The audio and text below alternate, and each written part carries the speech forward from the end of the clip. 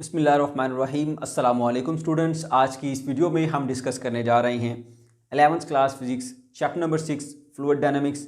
और आज का जो हमारा टॉपिक है वो टॉपिक है जी application of Bernoulli equation that is blood flow. तो चलिए स्टार्ट करते हैं बच्चों इस टॉपिक को। स्टार्ट करने से पहले आपसे ये कहूँगा कि यहाँ पर हमने इस टॉपिक को इस तरह से मॉडिफाई किया है कि इससे पंजाब बोर्ड के स्टूडेंट्स, KPK के, फेडरल के तमाम स्टूडेंट जो है वो भरपूर फ़ायदा उठा सकते हैं।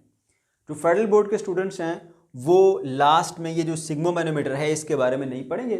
KPK के स्टूडेंट जो हैं उनकी बुक में भी ये नहीं है, लेकिन फेडरल के लिए ये मसला है कि उन्होंने पंजाब की बुक को भी फॉलो करना है, वहाँ से भी उनका पेपर बन सकता है। इसलिए मैंने दोनों को मर्ज करके एक ही टॉपिक बना दिया। पंजाब वालों के लिए ये कंप्लीट है, फेडरल बोर्ड वाले भी इसको कम्प्लीटली सीख सकते हैं, ठीक है। अगर KPK वाले जो स्टूडेंट्स हैं वो चाहें तो ये सिग्मा मैनोमीटर का जो टॉपिक लास्ट में है इसको आप स्किप कर सकते हैं, ठीक है। और बाकी चीज़ें जो है वो आप अंडरस्टैंड कर लें। अगर सीखना चाहते हैं तो आपकी मर्जी है, ठीक है। तो चलिए स्टार्ट करते हैं। अब मसला ये आता है कि सारे का सारा टॉपिक जो है वो थ्योरेटिकल है, इसको याद करना, इसको पेपर में लिखना थोड़ा सा मसला बन जाता है, पॉइंट स्किप हो जाते हैं। तो आप ऐसा किया करें, इस तरह के जो पैराग्राफ होते हैं उनके आप पॉइंट्स बना लिया करें। जैसे मैंने यहाँ पे कुछ पॉइंट्स मेंशन किए हैं कि पहले हम बात करेंगे ब्लड की विस्कोसिटी के बारे में, फिर ब्लड के प्रेशर के बारे में बात करेंगे, ब्लड प्रेशर की टाइप्स, डायस्टोलिक, सिस्टोलिक क्या होता है उसको डिस्कस करेंगे। उसके बाद फिर हम थोड़ी सी बारीकियों में जाएंगे आगे की तरफ, ठीक है। तो सबसे पहले हम बात कर लेते हैं जी नंबर 1 पॉइंट ब्लड विस्कोसिटी की। ब्लड विस्कोसिटी क्या होती है जी? देखिए, ब्लड जो है वो एक इनकम्प्रेसिबल फ्लूइड है, यानी अगर आप इस पर प्रेशर लगाएंगे तो ये अपना वॉल्यूम रिड्यूस नहीं करेगा, उसे हम बोलते हैं इनकम्प्रेसिबल फ्लूइड। इसकी जो विस्कोसिटी होती है नॉर्मली वाटर के इक्वल ही होती है, लेकिन इसमें जो शामिल होते हैं रेड ब्लड सेल्स वो इसकी विस्कोसिटी को बढ़ा देते हैं। रेड ब्लड सेल्स 50% अमाउंट इसकी शामिल होती है तकरीबन इसके अंदर। तो उससे क्या होता है, उससे ये होता है कि फिर इसकी विस्कोसिटी 3 से 5 गुना बढ़ जाती है एज कम्पेयर टू वाटर। तो ब्लड जो है वो एक विस्कस फ्लूइड के तौर पे वर्क करेगा, ठीक है। ये एक विस्कस फ्लूइड है जिसकी विस्कोसिटी होती है, ठीक है, ओके। उसके बाद हमने बात करनी है जी ब्लड प्रेशर की। ब्लड प्रेशर क्या होता है स्टूडेंट्स? आप सब जानते हैं प्रेशर कहते हैं फोर्स अपॉन यूनिट एरिया। किसी यूनिट एरिया के ऊपर जो फोर्स लगाई जाती है उसे प्रेशर कहते हैं सिंपली, ठीक है। अब आप देखिए एक बाइक की ट्यूब ले लें, आप एक साइकिल की ट्यूब ले लें, जब उसमें हवा नहीं होती तो वो ऐसे बिल्कुल चपटी पट्टी की तरह होती है। जब हम उसमें हवा भर देते हैं, हवा भरने से क्या होता है? हवा भरने से ये होता है कि वो उसको इन्फ्लेक्टेड रखती है, फुलाए रखती है उसको, उसकी एक सर्कुलर शेप आपको नजर आएगी। अब ऐसा क्यों होता है? क्योंकि उसके अंदर जो एयर है वो एयर इसकी वॉल के ऊपर एक फोर्स एक्सर्ट करती है। तो किसी एरिया पर फोर्स लगे तो उसको हम प्रेशर कहते हैं, तो वो प्रेशर बनाती है और उसकी एक प्रॉपर जो है वो शेप, इन्फ्लेक्टेड शेप आपको नजर आती है। इसी तरह से ब्लड भी एक फ्लूइड है और वो खून की नालियों में से जब गुजरता है, ठीक है, तो वो उनको फुलाए रखता है, उनकी वाल्स के ऊपर भी वो एक प्रेशर एक्सर्ट करता है और उस प्रेशर को हम क्या बोलते हैं? Blood pressure. क्योंकि ब्लड जो है वो इन वेसल्स के ऊपर एक प्रेशर एक्सर्ट कर रहा है, उसको हम ब्लड प्रेशर कहते हैं। स्टूडेंट, ब्लड प्रेशर की दो हमारे पास टाइप्स होती हैं, एक हाई ब्लड प्रेशर, एक लो ब्लड प्रेशर, ठीक है। एक को हम बोलते हैं सिस्टोलिक ब्लड प्रेशर, एक को हम बोलते हैं डायस्टोलिक ब्लड प्रेशर। जब दिल धड़कता है ना तो एक मरतबा ब्लड का प्रेशर जो है वो ऊपर जाता है, एक मरतबा ब्लड का प्रेशर जो है वो नीचे आता है, ऊपर नीचे वेरी करता है। अब आप जब भी डॉक्टर के पास जाते हैं, ब्लड प्रेशर को चेक कराते हैं उसको, तो वो आपको दो वैल्यूज़ देता है। अगर आपका ब्लड प्रेशर नॉर्मल है तो वो कहेगा 120 और 80 है, ठीक है। अब 120 क्या है? उसका मैक्सिमम प्रेशर कहाँ तक गया? 120 तक। और मिनिमम के कहाँ तक गया? मिनिमम जो है जी वो हमारे पास तकरीबन 80 तक, अगर आप नॉर्मल ब्लड प्रेशर में हैं तो, ठीक है। तो ये आपको दो रीडिंग दी उसने, सही है। तो उसी दो रीडिंग में जो मैक्सिमम वाला होता है वो हमारा होता है सिस्टोलिक और मिनिमम वाला होता है डायस्टोलिक। थोड़ा सा हम इसकी डिटेल भी देख लेते हैं ताकि आपको पता चल जाए। जो बायो के स्टूडेंट्स हैं उनको तो पता है सब चीज़ों का, लेकिन जो इंजीनियरिंग के स्टूडेंट्स हैं उनके लिए मसला होता है, या जो कंप्यूटर पढ़ के आए हैं। जो हमारा इंसानी दिल है ना, उसके अंदर 4 चैम्बर होते हैं, एक ये वाला, दूसरा ये वाला, ये दोनों बोलते हैं एट्रिया, ठीक है, right atrium and left atrium, ठीक है, ओके। नीचे वाले जो ये वी शेप आपको नजर आ रहे हैं इनको वेंट्रिकल्स कहा जाता है, लेफ्ट एंड राइट, ओके। तो एट्रियम और वेंट्रिकल आपने देख लिया। अब इसमें जो राइट साइड होती है इसका काम होता है जी दिल की तरफ, दिल से खून भेजना लंग्स की तरफ और लंग्स से खून को लेके आना दिल की तरफ, ठीक है। और जो ये वाली साइड होती है इसका काम ये होता है कि पूरी बॉडी की तरफ जो है वो ब्लड को सप्लाई करना। अब ये जो वेंट्रिकल है ना, लेफ्ट वेंट्रिकल जब ये सिकुड़ता है ना, सिकुड़ता है तो इसके अंदर ब्लड जो है वो ये पंप करता है ब्लड को बॉडी के पार्ट्स की तरफ, सारे पार्ट्स की तरफ जो है वो पंप करता है। उस वक्त वेसल्स के अंदर जो प्रेशर होता है उसको हम सिस्टोलिक प्रेशर कहते हैं, ठीक है, सिस्टोलिक प्रेशर। डायस्टोलिक प्रेशर क्या होता है, जब ये लेफ्ट वेंट्रिकल रिलैक्स हो जाता है, अब खून वापस आ रहा है, दिल की जानिब खून आ रहा है, ठीक है, तो वापस आते हुए क्या होता है जी, फिर उस वक्त जो ब्लड प्रेशर होता है उसको हम क्या बोलते हैं, उसको हम बोलते हैं डायस्टोलिक, ठीक है। दो वैल्यूज होती हैं इसकी, एक नॉर्मल पर्सन के अंदर जो सिस्टोलिक ब्लड प्रेशर होता है वो 120 टॉर होता है, और जो डायस्टोलिक ब्लड प्रेशर होता है वो 80 टॉर होता है, राइट। ओके जी, तो ये हमने देख लिया। अब आपकी बुक के अंदर ना कुछ स्टेटमेंट इस तरह से लिखी हुई है कि जो हम फूड वगैरह खाते हैं इसमें कोलेस्ट्रॉल होता है, कोलेस्ट्रॉल का इस्तेमाल बहुत ज़्यादा हम करते हैं, तो खून की नालियों के अंदर जो कोलेस्ट्रॉल जो है वो इकट्ठा होना शुरू हो जाता है ब्लड वेसल्स के अंदर, जिससे क्या होता है ब्लड वेसल्स जो है वो नैरो हो जाती हैं, ठीक है। अब जब ये ब्लड वेसल्स नैरो होती हैं तो इसके अंदर से जो फ्लो करने वाला ब्लड है वो ब्लड अपनी वेलोसिटी को बढ़ा देता है। आपको पता है एक पाइप के सामने हमने ऐसे अंगूठा रखा था, उसका एरिया कम किया था, तो उसमें से फ्लो करने वाला वाटर जो है उसने अपनी स्पीड बढ़ा ली थी, ठीक है। तो according to equation of continuity, जब खून की नालियों में वो प्लग से जम जाता है या वो कोलेस्ट्रॉल इकट्ठा हो जाता है तो वो उसका पाथ नैरो कर देता है, बारीक कर देता है। अब एरिया कम होगा तो एरिया कम होने से क्या होगा, एरिया कम होने से उसमें से फ्लो करने वाला जो फ्लूइड है वो अपनी वेलोसिटी को बढ़ा देता है। अब फ्लूइड जब अपनी वेलोसिटी को बढ़ा देता है तो फ्लूइड की वेलोसिटी बढ़ने से क्या होता है, अकॉर्डिंग टू बर्नौली इक्वेशन, एक फ्लूइड जो किसी पाइप से फ्लो कर रहा है, अगर वो अपनी वेलोसिटी को बढ़ाएगा तो वहां प्रेशर ड्रॉप हो जाता है, फिर दिल को बहुत ज्यादा काम करना पड़ता है उस प्रेशर को मेंटेन रखने के लिए, ठीक है। और कहा गया है आपकी बुक के अंदर एक स्टेटमेंट है, जिस स्टेटमेंट की वजह से मैंने ये डिटेल सारी लिखी है, वो स्टेटमेंट ये है कि अगर आर्टरी का जो रेडियस है वो हाफ रह जाए 1/2, तो फिर जो दिल है उसको प्रेशर को मेंटेन करने के लिए तकरीबन 16 गुना ज्यादा काम करना पड़ेगा, ठीक है। अब ये 16 का डिजिट कैसे आया, क्यों आया, ये डिटेल के साथ आपको मैंने बताना है, ठीक है। और इसके पीछे जो कंसेप्ट है वो भी बताऊंगा। आप बेशक इसको याद ना करें, इसको लिखें नहीं पेपर में, लेकिन आपको पता, क्योंकि कुछ स्टूडेंट क्वेश्चन करते हैं कि सर ऐसा कैसे पता लग गया हमें 16%, तो वो डिटेल आपके साथ शेयर करनी है, आप बस समझ लीजिए, और चाहें तो उसको लिखें, नहीं लिखना चाहते तो कोई बात नहीं है, बस आप इतना याद रखें जितना आपको बुक में बताया गया है। अब वो जो बात की गई थी कि जब रेडियस 1/2 हो जाएगा तो दिल को जो है वो तकरीबन 2⁴, ठीक है, 2⁴ का फैक्टर बताया गया था, इतने गुना जो है वो यानी 16 गुना, ठीक है, ज़्यादा वर्क करना पड़ेगा। तो वो किस तरह से होगा वो आपको सिखाता हूँ अभी मैं, ठीक है। चलिए जी देखते हैं। हमने देखा था इक्वेशन ऑफ कंटिन्यूटी में कि rate of flow of volume, यानी कि वॉल्यूम जो फ्लो करता है किसी पाइप से विद रिस्पेक्ट टू टाइम वो कांस्टेंट रहता है, लेकिन ये था फॉर एन आइडियल फ्लूइड, ठीक है, कि फ्लो वॉल्यूम फ्लो रेट जो है आपके पास कांस्टेंट रहेगा।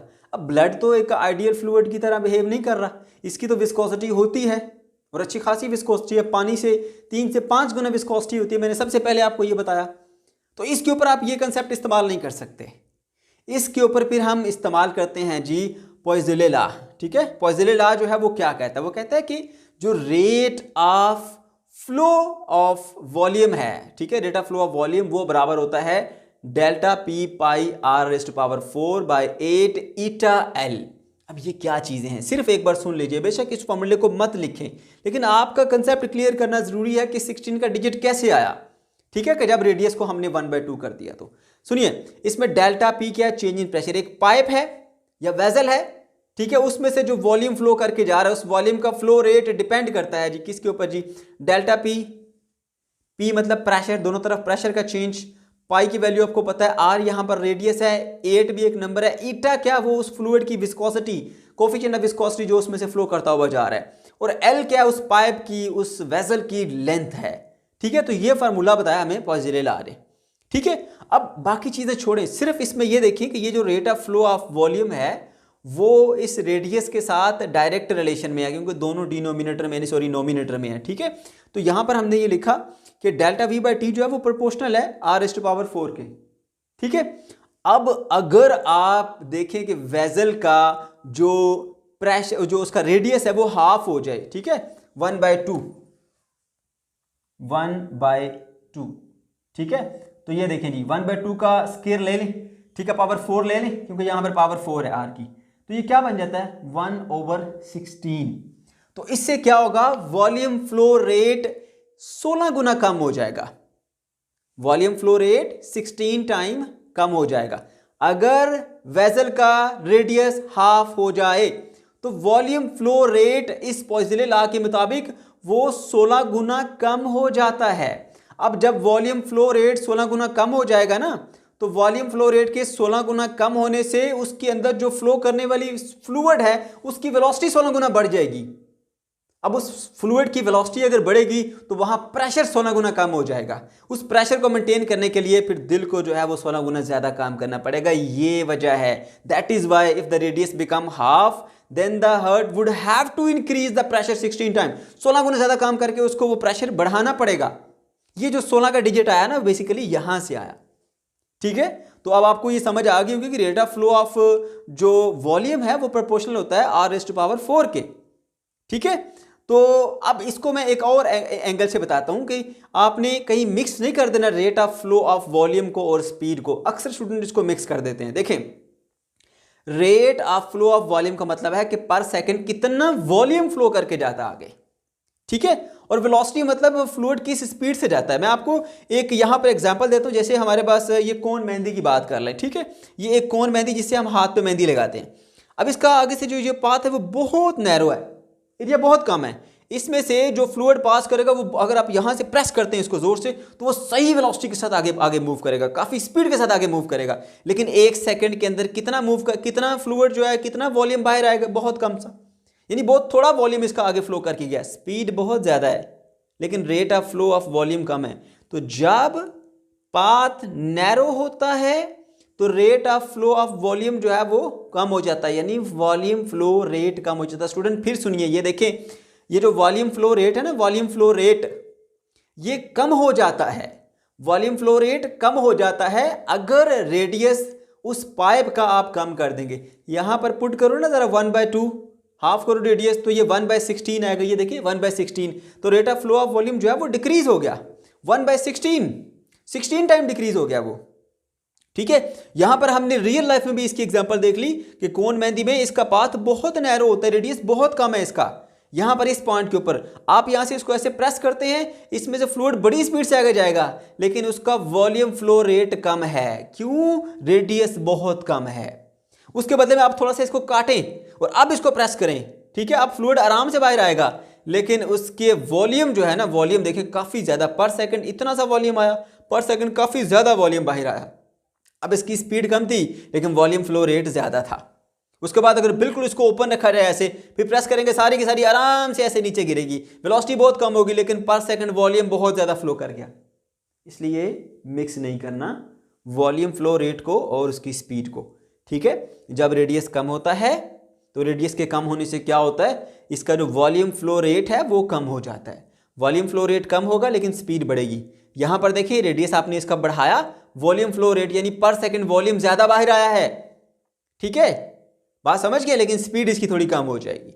अब इसको और ओपन कर दें ऐसे, अब ये और आराम से ऐसे नीचे गिरेगा, उस स्पीड से नहीं जाएगा जिस स्पीड से ये मेहंदी आगे गई थी ऐसे, लेकिन इसका जो वॉल्यूम फ्लो रेट है वो बढ़ जाएगा, यानी पर सेकंड ज्यादा वॉल्यूम फ्लो करके जाएगा बाहर को। ओके, तो ये चीजें आपने ऑब्जर्व कर ली कि जब हम रेडियस कम करते हैं वॉल्यूम फ्लो रेट कम हो जाता है फॉर एंड विस्कस फ्लूइड। ये रिलेशन किसके लिए? विस्कस फ्लूइड के लिए। ये जो ब्लड है एक विस्कस फ्लूइड है। ठीक है, तो ये हमने देख लिया। अब उससे क्या होता है जी, इतना 16 टाइम ज्यादा उसको प्रेशर बिल्ड करना पड़ता है, तो वो हार्ट जो है वो उस तरह से काम कर नहीं पाता, और जब वो उस तरह से काम कर नहीं पाता तो फिर हार्ट अटैक के इश्यूज आते हैं। ठीक है, और जो है वो दिल की जो बीमारियां होती हैं, जो डिसऑर्डर्स होते हैं वो आ जाते हैं। ठीक है, ओके जी, तो ये कंसेप्ट आपने सीख लिया। अब जरा ये भी देखिए, क्या जब एक फ्लूइड जो है वो किसी पाइप से फ्लो करता है, ठीक है, तो रेडियस जो है वो किस तरह से उसके अंदर मैटर करता है, ये भी जरा देख लें। अब इसका जो रेडियस है वो हमने थोड़ा ज़्यादा रखा हुआ है। जो फ्लूइड इसमें फ्लो कर रहा है ना, क्योंकि ये फ्लूइड हमारे पास आइडियल फ्लूइड नहीं है, ये रियल फ्लूइड है, इसके अंदर विस्कोसिटी है, और ये ब्लड को ही अगर हम कंसीडर किया जाए, ब्लड इसके अंदर से फ्लो करता हुआ जा रहा है तो उसके अंदर विस्कोसिटी होती है। ठीक है। तो जो ब्लड की लेयर इस पाइप के साथ, ये इस वेसल के बिल्कुल साथ होगी, उसकी वेलोसिटी बहुत कम होगी। जो उससे थोड़ा दूर होगी उसकी वेलोसिटी थोड़ी ज़्यादा होगी। सेंटर वाले की वेलोसिटी सबसे ज़्यादा होगी। फिर इधर से जो करीब है उसकी वेलोसिटी कम होगी, उससे दूर वाले की वेलोसिटी उससे ज़्यादा, उससे दूर वाले की वेलोसिटी उससे ज़्यादा। तो देख सकते हैं आप, इसकी जो वेलोसिटी ज़्यादा है, इसकी वेलोसिटी, ये जो करीब करीब होते हैं वो जो है वो स्लो हो जाते हैं। अब अगर पाइप नैरो होगा तो उसके अंदर 10 या 5 अगर लेयर्स पास कर रही हैं, 10-5 में से 2-3 को वो स्लो कर दे और बाकी 5-7 को आगे जाने देगा। और अगर और नैरो पाइप को कर दें जिसमें से 3 से 4 लेयर मूव कर सकती हैं, 2 लेयर तो ऊपर नीचे से ब्लॉक हो जाएंगी और सेंटर में एक ही लेयर फिर आगे फ्लो कर सकती है।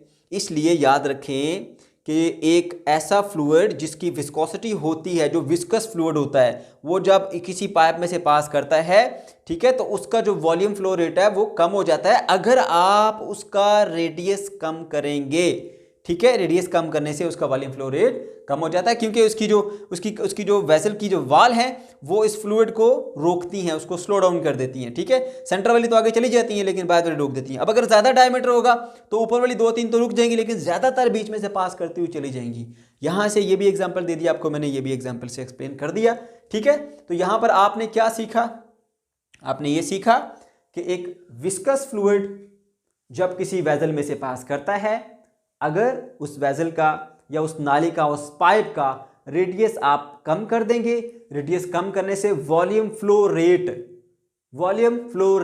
कम हो जाता है। वॉल्यूम फ्लो रेट जब कम होगा लेकिन फ्लूइड अपनी वेलोसिटी जो है वो बढ़ा देगा। ठीक है, जैसे कौन मेहंदी की हमने बात की थी, इसका हमने पाथ बिल्कुल नैरो कर दिया, इसमें से फ्लो करने वाला जो वॉल्यूम है वो अपनी जो है वो वेलोसिटी बढ़ाएगा लेकिन वॉल्यूम फ्लो रेट जो है वो कम हो जाएगा। और ये किसके लिए है? ये एक विस्कस फ्लूइड्स के लिए है। आइडियल फ्लूइड के साथ इसको मिक्स नहीं करना। आइडियल फ्लूइड के मुताबिक हमने पढ़ा था कि रेट ऑफ फ्लो ऑफ जो वॉल्यूम है, ये वॉल्यूम फ्लो रेट है वो कांस्टेंट रहता है for an ideal fluid. Okay बच्चों, तो ये हमने सीख लिया। स्टूडेंट्स, अब हम बात करेंगे स्फिग्मोमैनोमीटर की। ये एक ऐसी डिवाइस है जिसकी हेल्प से हम ब्लड प्रेशर को मेजर कर सकते हैं। इसको हम इस तरह से डिफाइन करते हैं, an instrument used to measure blood pressure dynamically is called sphygmomanometer. ठीक है, अब इसमें जो लफ्ज़ डायनेमिकली यूज़ हुआ है, आप जानते हैं डायनेमिक का मतलब होता है इन मोशन। तो ब्लड प्रेशर को आप मेजर करते हैं जब वो फ्लो कर रहा है, इन मोशन होता है, इसीलिए हम इसको बोलते हैं कि हम इसके अंदर ब्लड प्रेशर को मेजर करते हैं डायनेमिकली।